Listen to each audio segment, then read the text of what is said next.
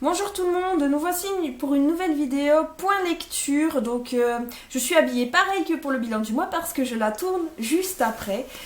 Je vais vous présenter pas mal de lectures parce que je pouvais pas faire un point lecture trop vite après celui que j'avais déjà posté. Du coup je voulais attendre un peu, mais comme je lis à la vitesse de la lumière, les livres se sont empilés les uns sur les autres et du coup j'ai quand même pas mal de lectures à vous présenter. Mais bon, on y va. Alors, le premier livre que j'ai à vous présenter, c'est L'Appel du coucou de Robert Galbraith. Donc il s'agit de l'histoire d'un détective privé qui s'appelle Cormoran Strike et qui est un peu le cliché du détective qui vient de quitter sa copine, qui boit un petit peu trop, qui est blessé, qui est bourru, enfin qui a un petit peu pas bon caractère. Qui se laisse un peu aller, on va dire. C'est un petit peu le cliché de ce personnage-là. Et il va avoir une secrétaire qui s'appelle Robin et qui va l'aider donc dans une enquête qu'on va lui confier. Donc un riche avocat va lui demander de élucider le suicide de sa sœur qui était une mannequin très connue.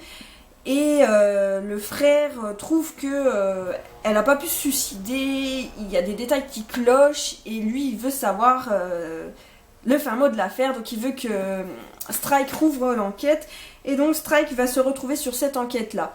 Donc comme je le disais au début, j'ai trouvé les personnages assez clichés, l'histoire du suicide qui est en fait un meurtre, enfin bon c'est un peu du déjà vu, ça se lisait très vite, très facilement. Mais j'étais là, ah dommage, c'est un peu cliché. Et puis en fait, finalement, au fur et à mesure de l'histoire, je me suis laissée prendre par l'histoire. J'ai adoré la façon dont Strike mène l'enquête, son caractère, cette façon de poser des questions, des fois de provoquer un petit peu les personnes, d'être un fouineur fini, hein, forcément, vu qui fait partie de... Enfin, c'est un détective privé. J'ai beaucoup aimé aussi Robin, sa secrétaire, qui, elle, son rêve, c'est finalement de devenir détective, elle aussi, et qui va un peu passer au-dessus de son rôle de secrétaire pour mener l'enquête avec lui et essayer d'aider Strike. C'est une histoire vraiment très prenante, très intéressante. Je ne me suis pas ennuyée une seule seconde et j'ai été très surprise par la révélation finale auquel je ne m'attendais pas du tout. L'enquête est très bien menée, très intéressante. Il y a plein de petits détails qui sont semés au fur et à mesure qui peuvent nous aider à trouver qui est les ou la coupable. Et s'il y a coupable, il y a. Et vraiment, c'est vraiment bien fait. L'auteur sait nous embrouiller en même temps parce que en fait il y a tellement de détails que par moment on sait plus s'il y en a qui sont importants ou pas, etc. Et c'est vraiment super sympa. J'ai beaucoup aimé ce livre. Donc du coup j'ai directement lu la suite, donc qui est Le Ver à soie de Robert Galbraith, toujours. Donc ici on retrouve Strike et Robin. On va avoir pas mal de leur vie. On a déjà un peu de leur vie dans L'Appel du coucou. Là, j'ai trouvé qu'on s'attardait un peu plus sur leur vie et leurs relations, etc. Et des fois, il y a des tensions entre eux parce que Robin voudrait vraiment faire partie de cette entreprise de détective privé. Elle veut plus être secrétaire, mais plus détective avec lui, vraiment être son collègue plutôt que sa secrétaire. Donc il y a quelques tensions parce que là-dessus ils se comprennent pas trop et c'est assez intéressant parce que en fait ça fait participer, ça rajoute à l'histoire en plus sans que ça alourdisse l'histoire. Donc ici il s'agit d'une histoire d'un écrivain qui a disparu, sa femme s'inquiète un petit peu, elle va lui demander de le rechercher, hein, et Strike va retrouver l'écrivain assassiné et donc de là va découler une enquête et c'est complètement un truc de malade cette enquête, mais il y avait quelque chose que j'avais deviné, alors j'étais assez fière de moi, j'avais pas tout vu et tout, mais il y avait un truc que j'avais compris et par rapport aux indices et aux détails qui nous sont donnés comme dans le 1 et j'étais assez contente de moi. Mais ça reste vraiment surprenant et j'ai énormément aimé ce tome 2 tout comme le 1 et franchement apparemment le tome 3 est sorti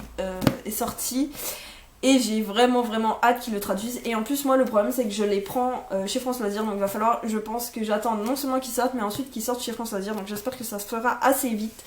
Et en tout cas j'aime beaucoup cette série pour l'instant. Et donc je compte lire les autres tomes. Ensuite je me suis lu donc Un cri étranglé de Anne Perry. Donc il s'agit de la série Monk. Là c'est le tome 8. Cette fois-ci ça va parler donc d'une enquête qui va concerner 2 hommes qui ont été trouvés tabassés dans une ruelle d'un quartier assez malfamé, donc où la prostitution côtoie la violence, la pauvreté, etc. C'est Evan, le petit policier que Monk aime bien, qui va mener l'enquête. Et en parallèle, on a l'enquête de Monk qui lui va enquêter sur un autre quartier qui est à côté, qui est pareil malfamé, où des prostituées se font tabasser et violer, et où la police s'en fiche complètement parce que vous comprenez, c'est des femmes qui se vendent, elles le méritent. Bon, voilà quoi, c'est un peu une façon de penser qui est absolument immonde à cette époque, et ça m'a rendue folle furieuse, et Monk aussi ça l'énervait.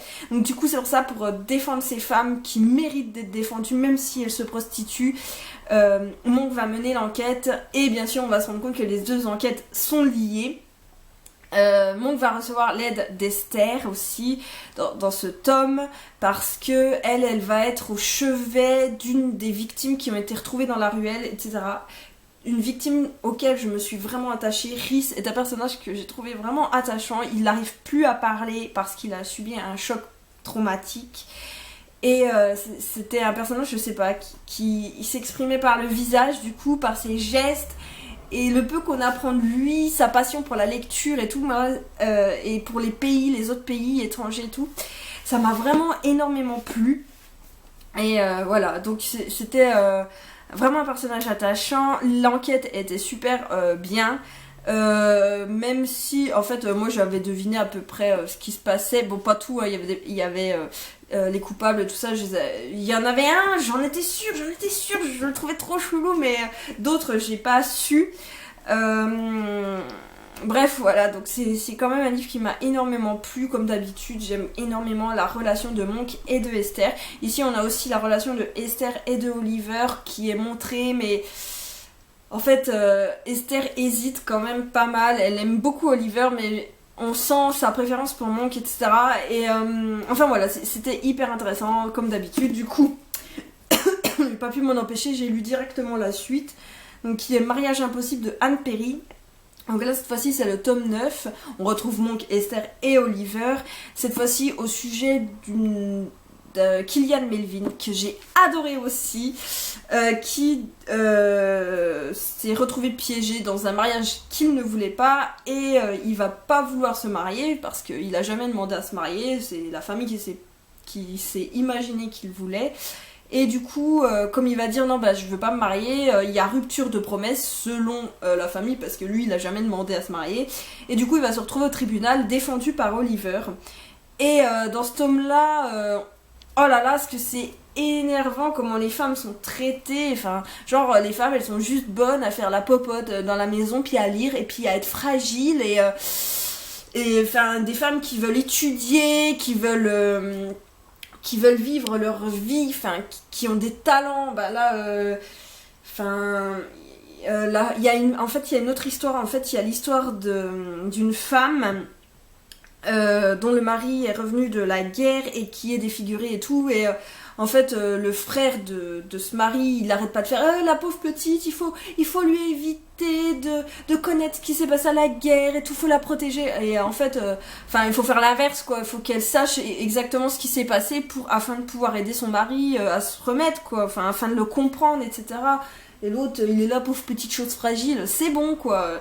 Ah, c'était énervant. Et en fait, il y a Esther, Monk et Oliver qui vont pas mal se battre, surtout Oliver et Esther, pour que les femmes soient reconnues. Enfin, ils vont lancer des messages là-dessus, et j'ai trouvé ça vraiment super sympa. C'était un tome super intéressant aussi, que j'ai trouvé triste à un moment.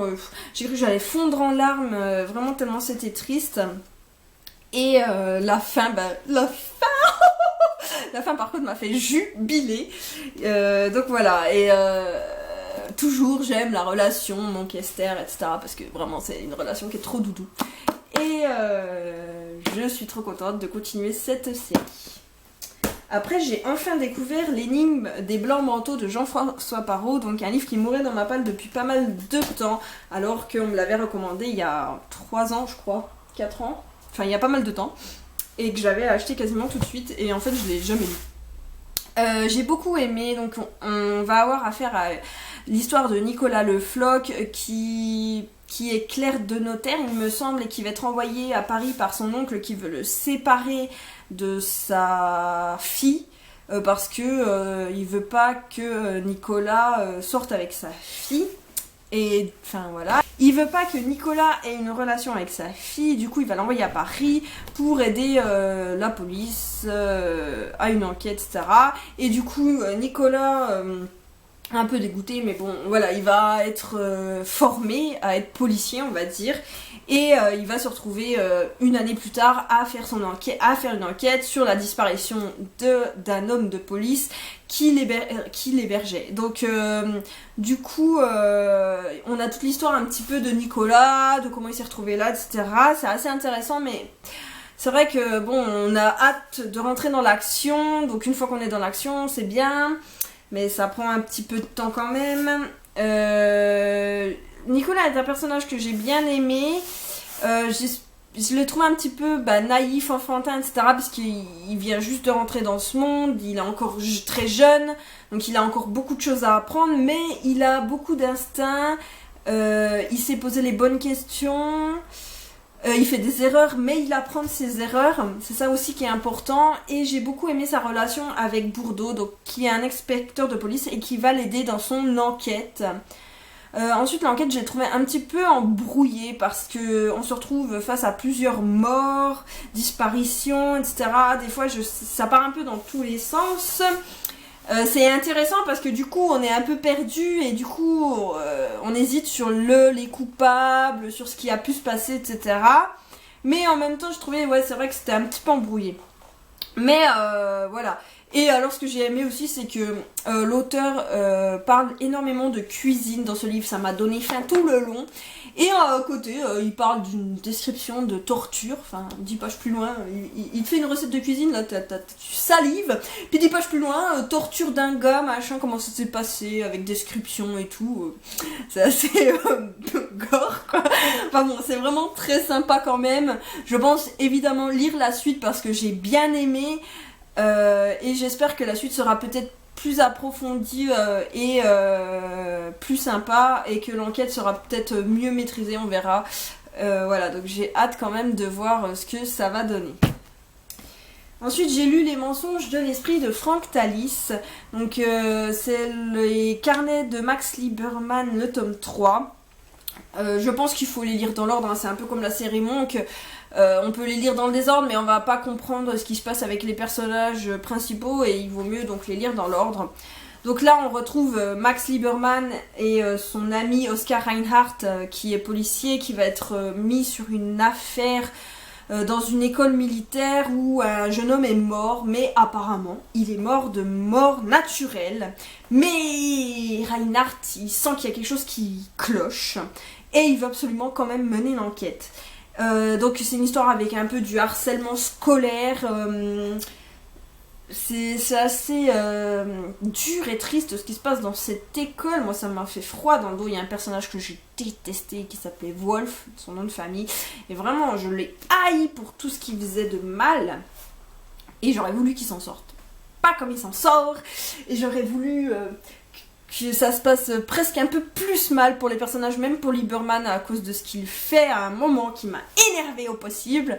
Donc on retrouve dans cette histoire, dans ce tome-là, une histoire de cul entre Lieberman et une fille, et ça m'a gonflé parce qu'on sait que Lieberman il est amoureux d'Amelia, etc. Mais c'est une vraie girouette ce gars, c'est pas possible, il m'énerve. Enfin bref, bon, ça m'a un peu gâché la lecture, cette histoire en plus. J'aurais voulu que, en plus il y a une histoire aussi d'espionnage à côté, etc. J'aurais vraiment voulu qu'on reste centré sur l'histoire de l'école militaire, etc.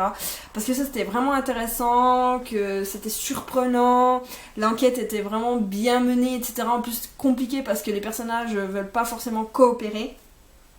Mais c'est vrai que l'histoire en plus d'espionnage à côté ça m'a gonflé, je sais pas trop à quoi ça a servi, je sais pas pourquoi c'était là, ça m'a pas vraiment plu. L'histoire de cul de Lieberman non plus, enfin ça aurait pu être retiré à mon avis, et ça aurait dû se centrer sur l'histoire de l'école militaire. Mais sinon vraiment c'était quand même assez sympa. Et c'était une bonne lecture, mais c'est vrai que je l'ai moins aimé que les 2 premiers tomes et j'espère que j'ai préféré le tome 4. Et enfin, donc je vais vous présenter L'eau noire de Chloé Bourdon que j'ai lu en une journée. Il est très court, mais alors, c'est pas seulement parce qu'il est court que je l'ai lu en une journée. Il fait 125 pages. Mais parce qu'il est magnifique. Il est écrit, mais avec l'écriture est jolie. Voilà, et je perds mes mots parce que l'écriture est vraiment belle. Et c'est hyper bien écrit, c'est émouvant, par moments il y a de l'humour mais un peu cynique, c'est incisif, c'est poétique, vraiment l'écriture m'a tout de suite happée et transportée dans l'histoire. Et c'est surtout ça qui m'a vraiment fait tourner les pages à toute vitesse. L'histoire est aussi originale et intéressante. Donc c'est l'histoire de Dawn, qui en fait est un peu possédé par un esprit en lui qui lui parle, et en fait afin qu'il survive, ce Dawn là il doit boire le sang des humains. Donc c'est une histoire un peu de vampire mais en différent parce que c'est original, que c'est la visite du mythe d'une façon dont je ne l'avais jamais vue. L'histoire va traverser aussi plusieurs sujets comme la marée noire, donc les problèmes écologiques, l'amitié, l'amour, le vampirisme, mais également la drogue, la violence conjugale, l'autodestruction aussi des personnes, les personnes qui s'autodétruisent, enfin qui se font du mal quoi, on dirait qu'elles se détestent tellement qu'elles se font du mal, enfin voilà. Et il y a 3 personnages, donc va rencontrer Dawn qui s'appelle Raphaël, Claire et Laurent. Raphaël, donc il va tomber amoureux de Raphaël, ils vont avoir une relation assez particulière, une relation que j'ai beaucoup aimée, mais je crois que ma relation préférée a été celle qu'il a avec Claire, qui est amicale et qui est très belle, très douce. Claire étant une adolescente complètement paumée, qui se fait taper dessus par Laurent, son petit ami que j'ai totalement détesté. Sa façon de traiter Claire était horrible, vraiment je l'ai détestée. Et la peau, on la sent complètement paumée, droguée, on sent qu'elle a complètement abandonné et vraiment elle m'a fait de la peine, elle est touchante et je l'ai vraiment beaucoup aimée. C'est un personnage qui m'a brisé le cœur, on va dire, et j'ai aimé comment Dawn la traitait, comment il était doux avec elle, comment il essayait de la sauver d'elle-même et de Laurent, et c'était très beau. Voilà, c'est une histoire aussi, en fait c'est Dawn qui nous raconte son histoire, hein, c'est la première personne, et en fait il nous raconte son histoire alors qu'il est vieux, fatigué, qu'il est sur le point de mourir d'un cancer. Donc le livre se partage un peu en deux, on voit sa vie, donc maintenant vieux, solitaire, etc., sur le point de mourir, et sa vie, qu'est-ce qui s'est passé avec Raphaël, Claire et Laurent à ce moment-là. Et on s'en mêle pas du tout les pinceaux, l'auteur a très bien su mêler les deux récits sans qu'on se dise oh là là, de quel moment elle parle là. On a aussi donc la jeunesse de Dawn qui est racontée et c'est assez dur, horrible, ça parle de prostitution, etc. Vraiment, c'est un livre qui m'a un peu rendu mélancolique parce que vraiment il y a des sujets abordés qui sont durs et il m'a tapé dessus le bouquin quoi. Et la fin m'a... Punaise, c'est dur comme fin quoi. Je suis sortie du livre, j'étais déprimée. Mais vraiment, c'était dur. Hein. C'était une très belle fin et en même temps très dur. Et j'ai adoré ce livre. Je sais pas comment vous le dire, mais vraiment, je vous le recommande. C'est original. L'intrigue est vraiment sympa. C'est super bien écrit. Les personnages sont attachants. Il y a plusieurs sujets graves qui sont abordés. Et pas de façon cliché, mais vraiment abordés d'une façon... d'une belle façon. Et j'ai mis plein de post-it parce que j'ai adoré beaucoup de passages. Et voilà, je vous le recommande. C'est aux éditions du Petit Caveau. Allez-y, jetez-vous dessus tout de suite. C'est un très bon livre. Voilà, donc là, je suis en train de lire Les Temps glaciaires, donc Temps glaciaires de Fred Vargas, donc pour le Cold Winter. Je vous en dirai plus dans un autre point lecture. Et sur ce, n'hésitez pas à me dire si je vous ai donné envie ou pas à lire un de ces livres, ce que j'espère. Si vous en avez déjà lu un, si vous l'avez aimé ou pas, ou si vous n'avez pas le même avis que moi, ou le même avis. Et sur ce, abonnez-vous, mettez un pouce bleu, etc. Et je vous dis à la prochaine et à plus!